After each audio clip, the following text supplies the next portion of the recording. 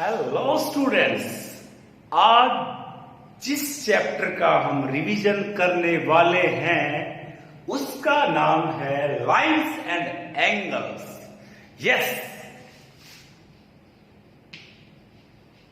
Lines and angles.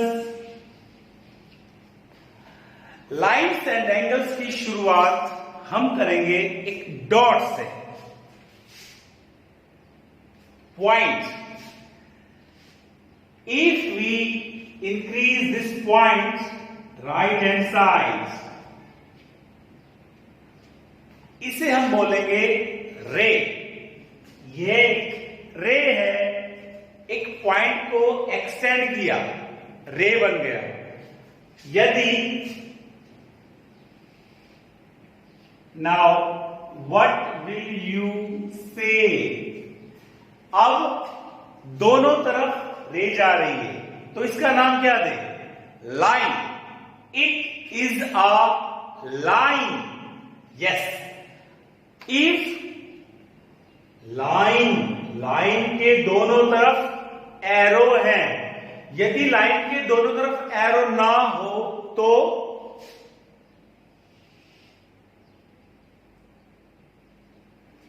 If this line end point have no arrow, end point only. A line having two end point, so this is known as line segment. देखिए line में क्या है, दोनों तरफ arrow है। रे कैसी होती है? रे में आपने बताया एक एंड पॉइंट और एक एरो, लेकिन लाइन में आपने बताया दोनों तरफ एरो, और लाइन सेगमेंट में दोनों तरफ एंड पॉइंट। ओके, आगे बढ़ते हैं।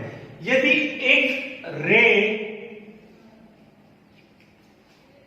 और एक और रे,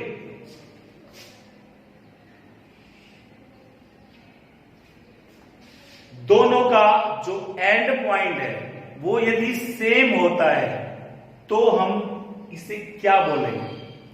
देखिए, ये जो आपकी रे है और ये भी रे, ये तो ये आर्म हो गए, arm, and this is end point, common end point, इसको बोलेंगे वर्टेक्स।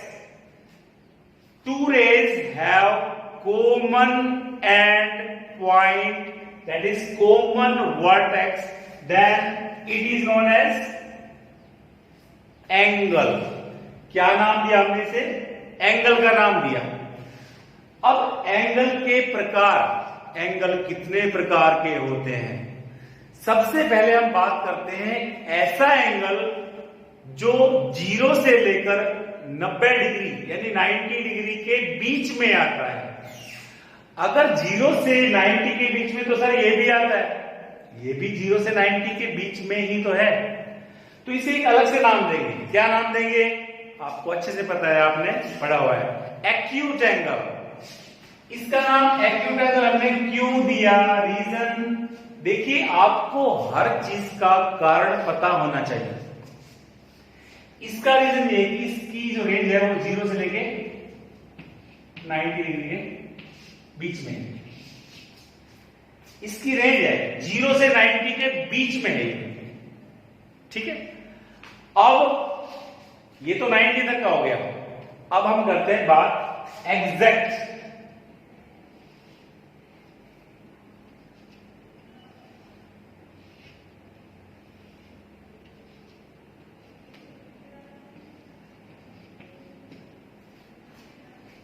ये तो आपने एक्यूट एंगल बोल दिया, ये तो पूर्ण रूप से 90 डिग्री है। Complete 90 degree is known as right angle. Right क्यों गाइस? राइट, कंप्लीट 90 डिग्री को राइट एंगल के नाम से जानते हैं। अब इससे आगे बढ़ते हैं। देखिए,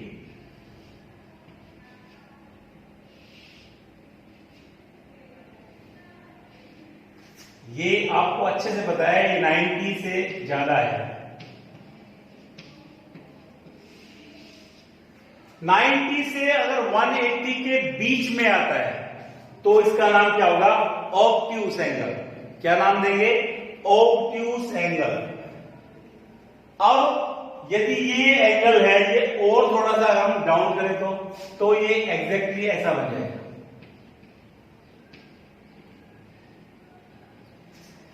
इसे हम नाम देंगे स्ट्रेट एंगल। स्ट्रेट एंगल कितने का होता है? एग्जैक्ट 180 डिग्री का। देखिए इसे क्या बोलते हैं? Complete angle. Complete angle means 360 degree. अभी जो रिफ्लेक्स होता है, रिफ्लेक्स एंगल, वो एंगल होता है 180 से 360 के बीच में। 180 डिग्री से 360 डिग्री के बीच में जो रिफ्लेक्स एंगल, ठीक है। उसके बाद में हम बात करते हैं आगे कंप्लीमेंट्री एंगल, सप्लीमेंट्री एंगल। किसी भी दो एंगल का जो सम है, एडिशन, वो होता है तो वो होगा कंप्लीमेंट्री एंगल। और किसी भी दो एंगल का सम यदि 180 डिग्री होता है तो उसे हम नाम देंगे सप्लीमेंट्री एंगल्स, ठीक है। ये कंप्लीट। अभी आप इसको याद कैसे रखेंगे, वो मेन है। एग्जाम में यदि भूल गए तो सिंपल तरीका है कि जो अल्फाबेट होते हैं ABCD अपनी, उसमें C पहले आता है या S पहले आता है, ये डिसाइड कीजिए। ऑब्वियसली C पहले आता है। और आप ये बताओ, जब मुझे काउंटिंग करते हो तो 9 पहले आता है या 180 पहले आता है? ऑब्वियसली 90 पहले आता है। तो आपको ऐसे याद रखना है, कंप्लीमेंट्री में एंगल का सम 90, ये C पहले आया तो ये पहले आया, ठीक है। और ये बाद में आया है सप्लीमेंट्री, तो ये 180 के बाद में आता है। 90 के तो बाद में आता है, ये C के बाद में ऐसा आता है। ऐसे आप इसको याद रख सकते हैं लॉजिकल में। अब एक आता है कोलिनियर पॉइंट्स। देखो पॉइंट्स तो आपको क्लियर है, ये पॉइंट्स है सारे। अब मैं जो बात कर रहा हूं वो कर रहा हूं कोलिनियर। ये जो वर्ड मैंने यूज किया है कोलिनियर, ये आपको लीनियर के बारे में क्लियर है? लीनियर ये पॉलिनोमियल चैप्टर में भी आया था, लीनियर, ठीक है। पेयर ऑफ लीनियर इक्वेशन में भी आया था। पॉलिनोमियल चैप्टर में भी आया था। मींस आपको ये बात समझनी होगी कौन सी, कि लीनियर का मीनिंग क्या होता है, लीनियर का मतलब क्या होता है। लीनियर मतलब लाइन। और आपको यह भी पता है पॉलिनोमियल में आया था कि जिसकी मैक्सिमम पावर 1 होती है वो लीनियर होता है। अभी लीनियर वो तो समझ में आ गया। अब लीनियर मतलब एक पावर वाला, और को प्लस लीनियर। को आपने जनरली सुना है कि स्कूल जो होते हैं, जैसे अपना स्कूल है वो को एजुकेशनल स्कूल है। अब आपको को एजुकेशन के बारे में पता होना चाहिए। को एजुकेशन एक ऐसा एजुकेशन जो को साथ साथ चलता है। लड़के और लड़कियां एक ही क्लास में साथ साथ पढ़ते हैं। को एजुकेशन स्कूल जिसमें लड़के और लड़कियां साथ साथ पढ़ते हैं, वो को एजुकेशन स्कूल है। साथ साथ हो गया। अब यहां साथ साथ कोलिनियर पॉइंट्स को कैसे बोले, तो वो भी साथ साथ ही होंगे, जैसा कि स्टेटमेंट है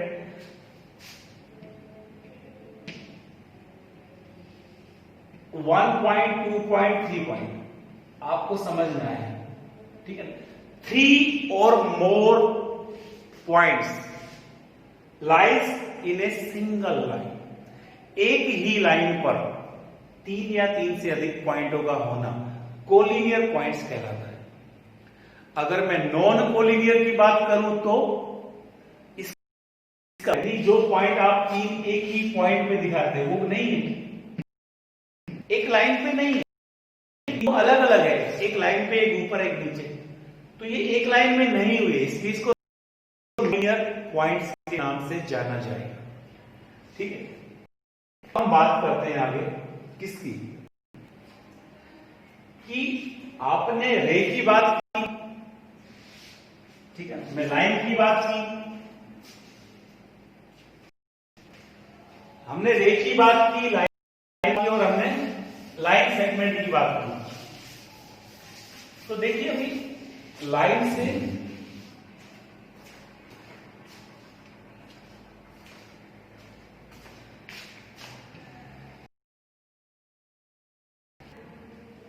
you know it is a line.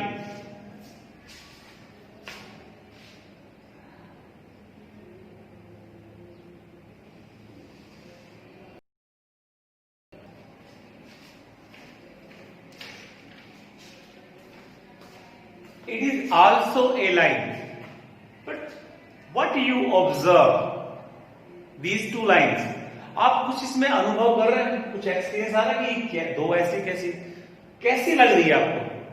आपको देखकर लगता नहीं कि तो सर रेलवे ट्रैक जैसी लग रही है, रेल की पटड़ी की तरह दिखाई दे रही है। इसका मतलब है कि इनको हम बोलेंगे पैरेलल लाइंस।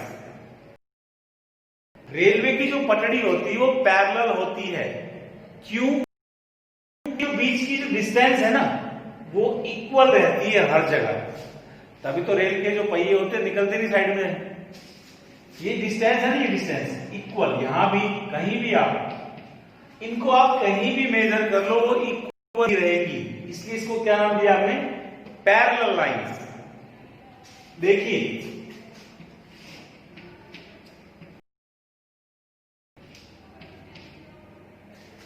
यहां पर दो लाइन इंटरसेक्ट कर रही है, यहां पर दो लाइनें इंटरसेक्ट करती हैं।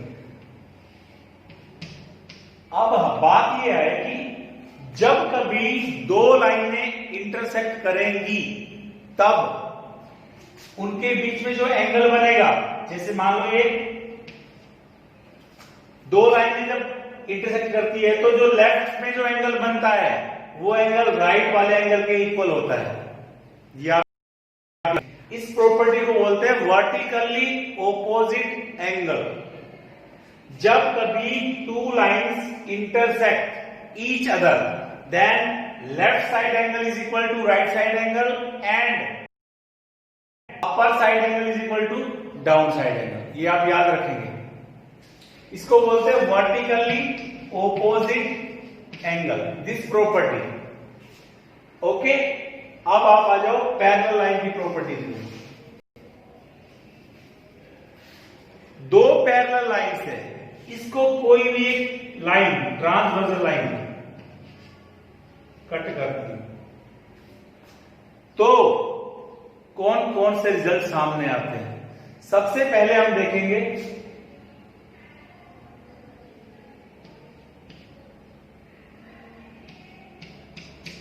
आपने कुछ ऑब्जर्व किया इसमें, एग्जैक्ट एंगल आ रहा है सेम, जैसे कि हमारे विंडो की जो होती है ना, विंडो जो होती है विंडो की तरह लगाई है, विंडो की तरह दिखाई दे रहा है, बिल्कुल एग्जैक्ट सेम पोजीशन पे। इस प्रॉपर्टी को बोलते हैं corresponding angles. This angle is equal to this angle, corresponding angles और कोरस्पॉन्डिंग एंगल्स आर इक्वल। ये कोरस्पॉन्डिंग हो गया। अब अगर इस प्रॉपर्टी की हम बात करें तो ये प्रॉपर्टी यहां पे अप्लाई हो जाएगी। देखो ये एंगल इसके इक्वल है, इसको बोलेंगे वर्टिकली ऑपोजिट एंगल। और आप यहां देखिए, यहां ही जेड की फॉर्मेशन हो रही है, उल्टा जेड बने या उल्टा जेड बने। जहां पे जेड की फॉर्मेशन होती है, चाहे उल्टा बने जेड या उल्टा बने, वहां पे हमेशा ये एंगल इसके इक्वल, इसको बोलते हैं alternate interior angle. Alternate interior angle के नाम से जानते हैं इसको, बिकॉज ये जेड बन रहा है, देखिए उल्टा जेड बन रहा है, उल्टा जेड, ठीक है, और यहां एंगल होगा वो इसके इक्वल, वो उल्टा जेड बन रहा है, देखिए जेड, तो ये एंगल इसके इक्वल आएगा। और मैं क्लियर कर दूं आपको, अभी ये तो है इंटीरियर अल्टरनेट एंगल ये वाला, लेकिन अभी देखिए इसका वर्टिकल और इसका वर्टिकल अपोजिट एंगल ये वाला। तो बेटा आप इसको और इसको भी इक्वल कह सकते हो, ये अल्टरनेट एक्सटीरियर एंगल हो जाएगा। अल्टरनेट एक्सटीरियर एंगल ये वाला। इसमें आपने क्या क्या सीखा? Vertically opposite angle, alternate interior angle, vertically opposite angle, corresponding angle, और ये दोनों अल्टरनेट इंटीरियर नहीं exterior angle. Clear? Remember now this angle and this angle,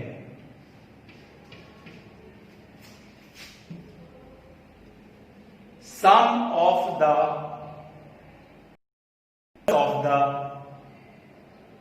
two parallel lines side, sum of the between two parallel lines same side is equal to interior angle बोलेंगे, को interior angle. इनका सम हमेशा 180 degree होगा। देखिए ये एक straight line है, ये लाइन है, तो ये और ये सम 180 होगा कि नहीं होगा? देखिए अब लीनियर पेयर हो गया, इसका सम 180 डिग्री लीनियर पेयर। ये दोनों बराबर है, तो ये तो इसकी जगह आ गया, तो इसका सम भी 180 होगा। ऐसे याद रखिए, ठीक है? लीनियर पेयर के हिसाब से। अब ट्राइंगल की प्रॉपर्टी, ट्राइंगल की प्रॉपर्टी से पहले मैं आपको एक प्रॉपर्टी और बताना चाहूंगा, एक्सटीरियर एंगल।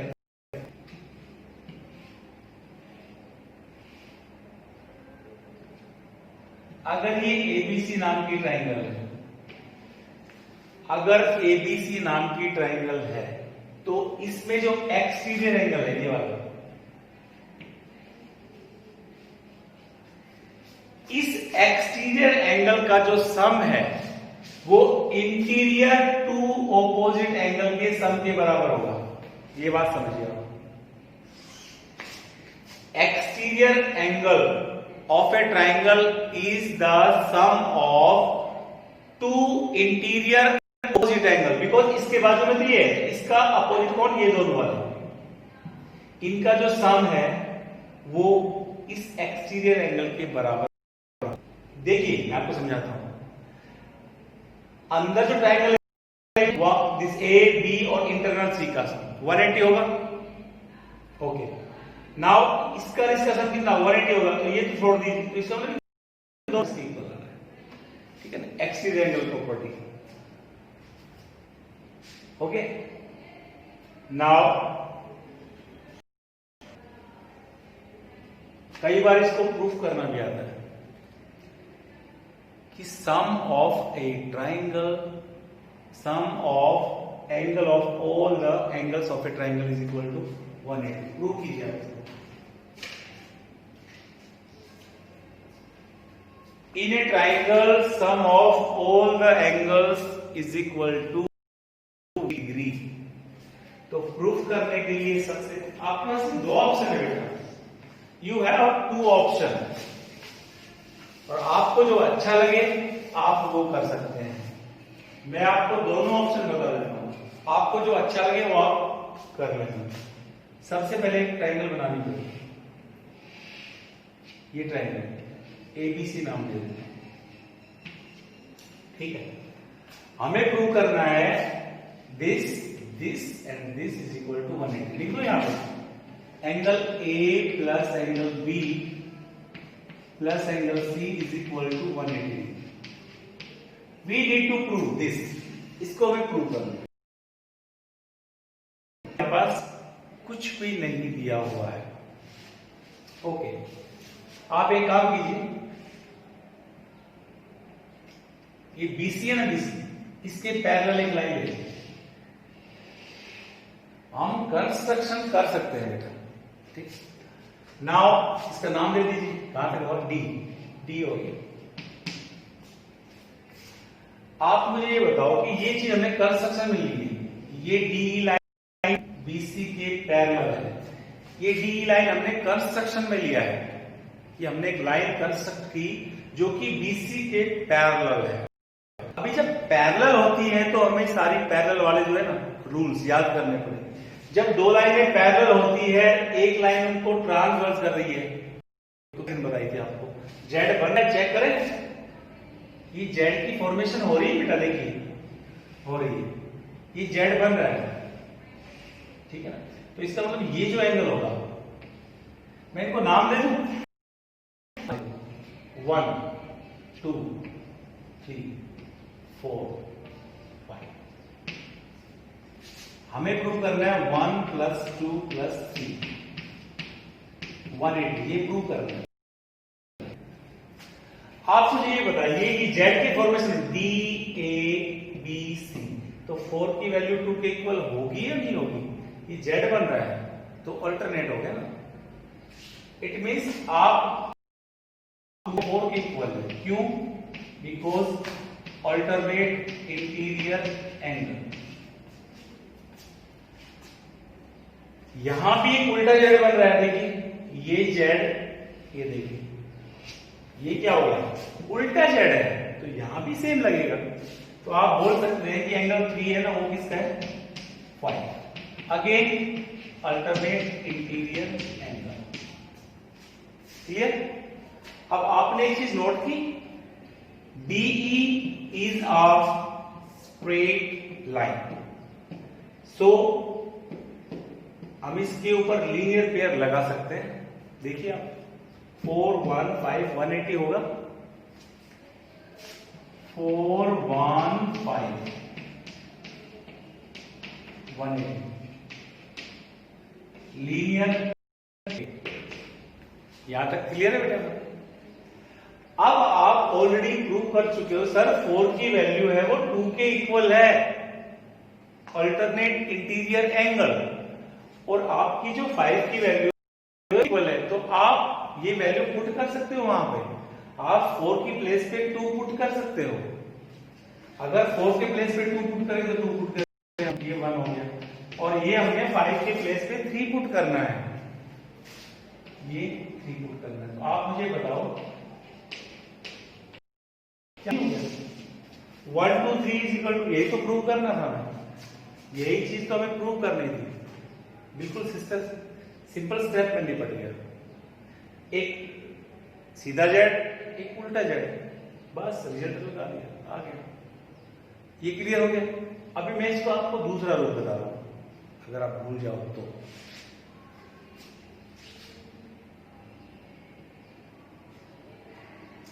जैसे यही, चलो मैं इसको रब भी कर देता हूं।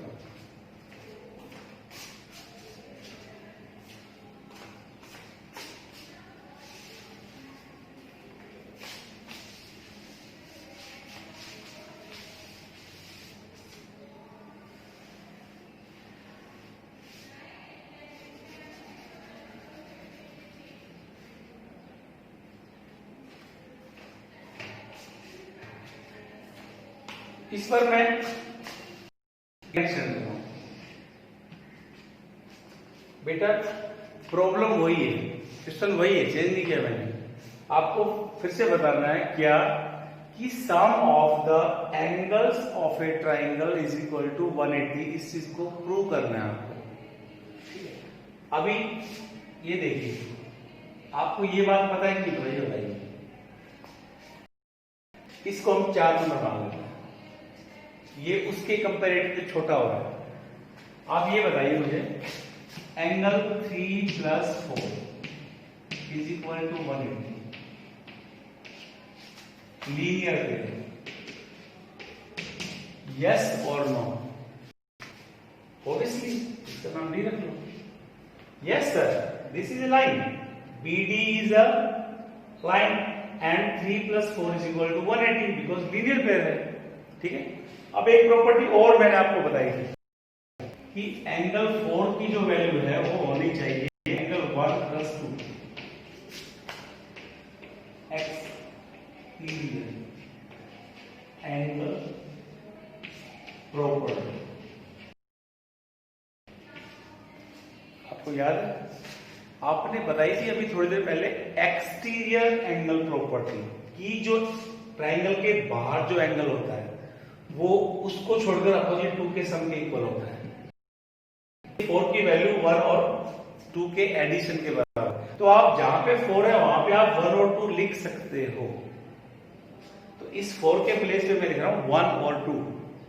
तो अगर 3 तो पहले था, अब मैंने 4 के प्लेस पे लिखना है 1 और 2। अगर मैं 4 के प्लेस पे अगर 1 2 लिखता हूं तो ये तो बेटा आपका सोल्व ही हो गया, ये तो आपका प्रूव हो गया। तो ये उससे ही छोटा था। ठीक है, क्लियर? नाउ कुछ इंपॉर्टेंट क्वेश्चन और हैं इसमें। जैसे एक बहुत ही इंपॉर्टेंट क्वेश्चन है, ये आपका बिल्कुल अच्छे से क्लियर हो गया ये वाला। देखिए, अगर आपको याद हो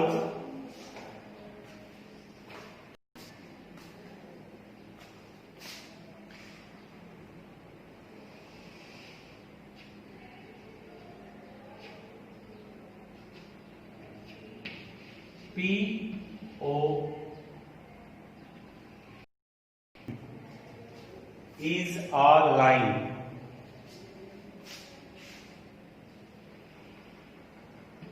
OR is perpendicular means 90.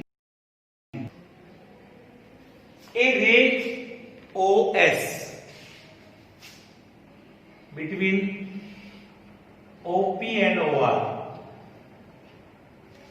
आपको याद आ रहा है ना, important question. Now we need to prove that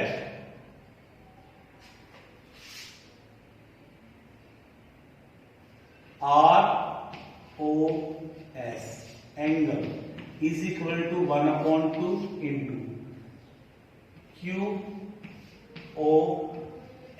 minus POS।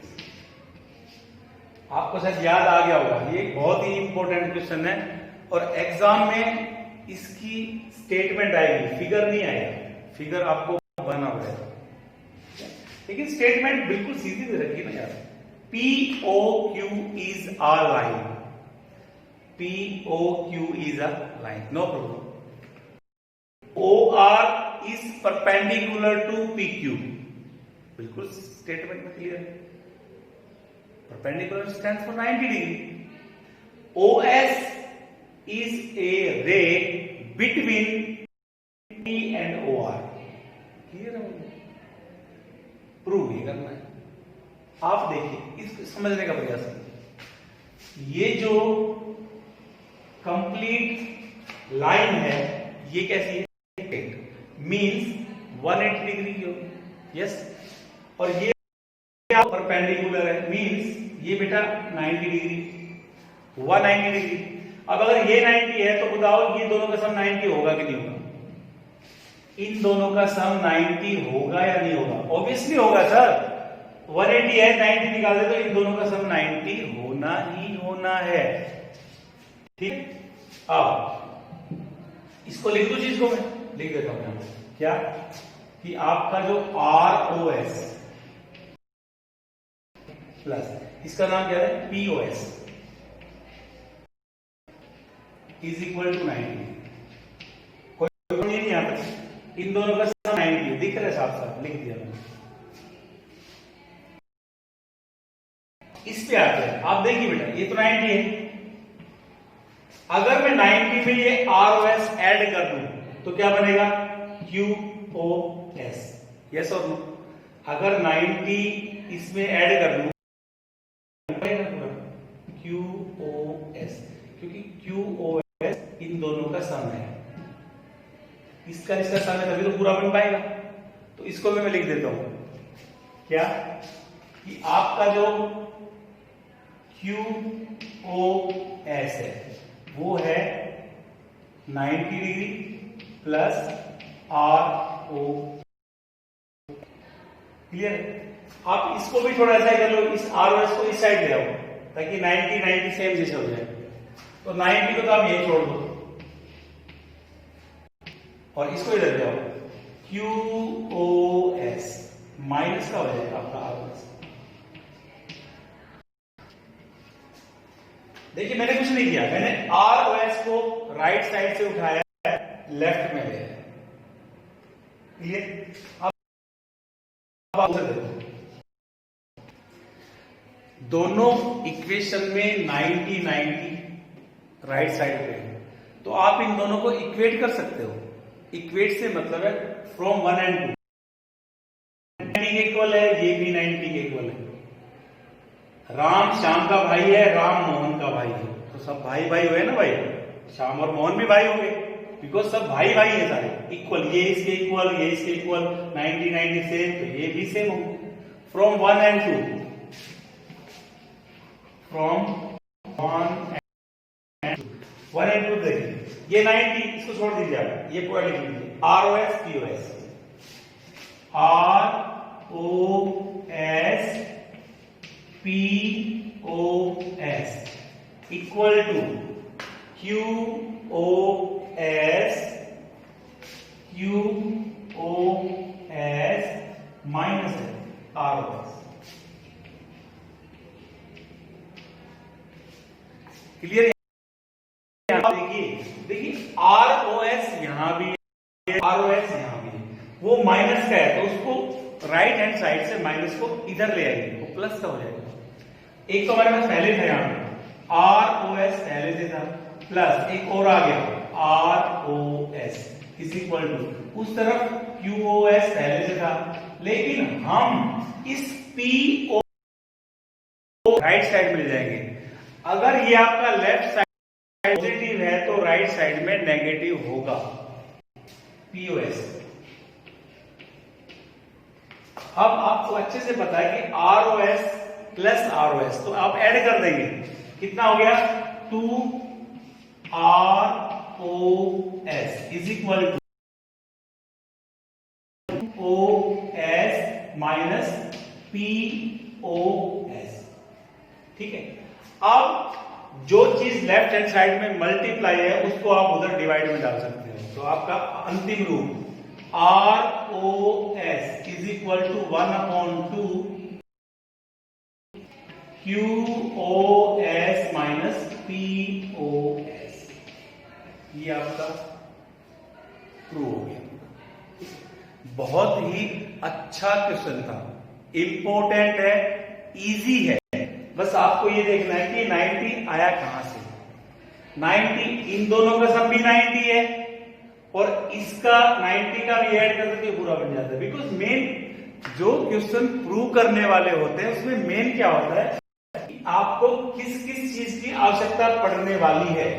देखिए यहां पे हमें QoS चाहिए तो QoS आपको लेना पड़ेगा, इसलिए हमें QoS को लेकर चले। और आपको ये भी पता तो ये 2 है ना, ये उस तरफ जाके डबल होगा, तो ROS 2 बार आना चाहिए। और 2 बार कब पॉसिबल है? एक बार नेगेटिव होगा, एक बार पॉजिटिव होगा। तो ये सब चीजें आपको सोचनी पड़ेगी बेटा, सोचोगे तो हो जाएगा। एक और क्वेश्चन है जो कि बहुत इंपॉर्टेंट है, वो भी देखिए।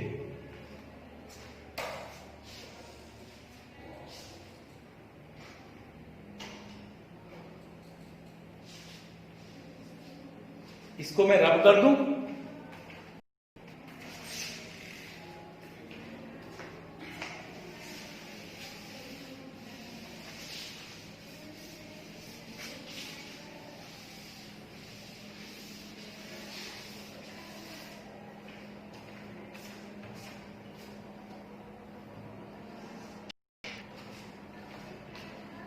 हमारा क्वेश्चन ऐसा है कि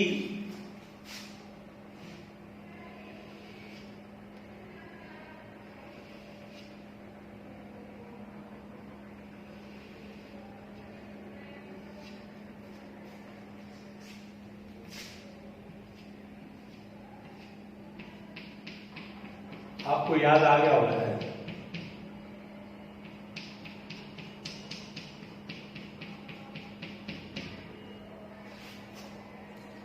यहां पर 2 मिरर है, मिरर, और आपने यहां से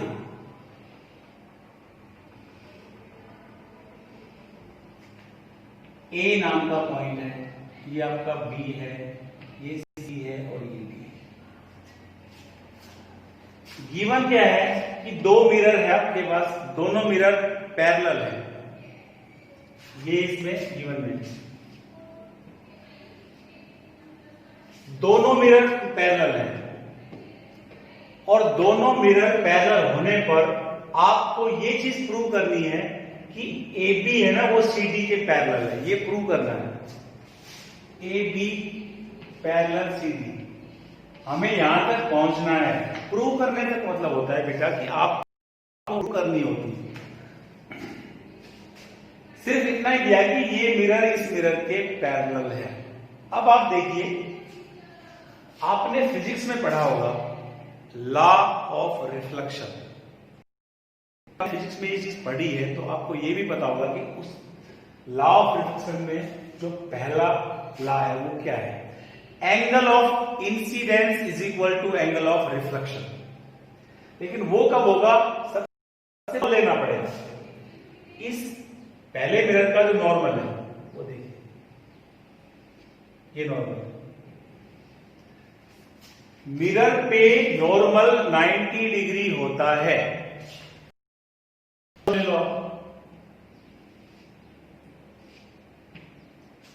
ABCD हो गया, आप E ले लो, एक F ले लो।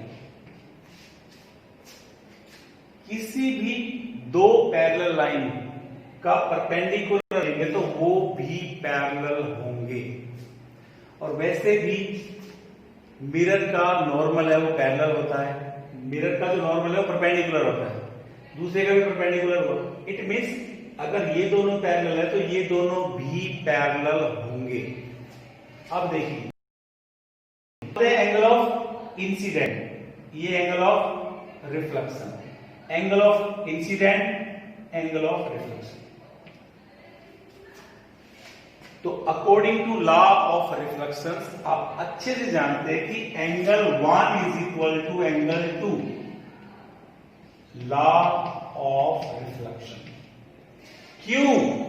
Because when a light is fallen on a mirror और reflected surface, it goes through outside, means AB is the incident ray and BC is the reflected ray।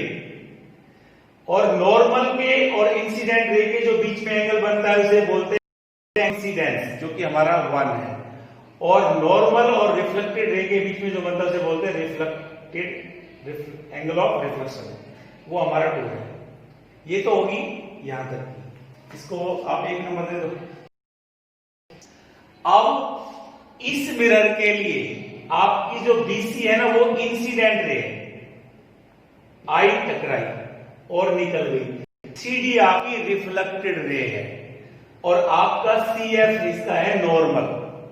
अब आप ये जो आपका एंगल 3 बनेगा BCF, ये आपका एंगल ऑफ इंसिडेंस इस मिरर के लिए, और है ये आपका एंगल ऑफ रिफ्लेक्शन।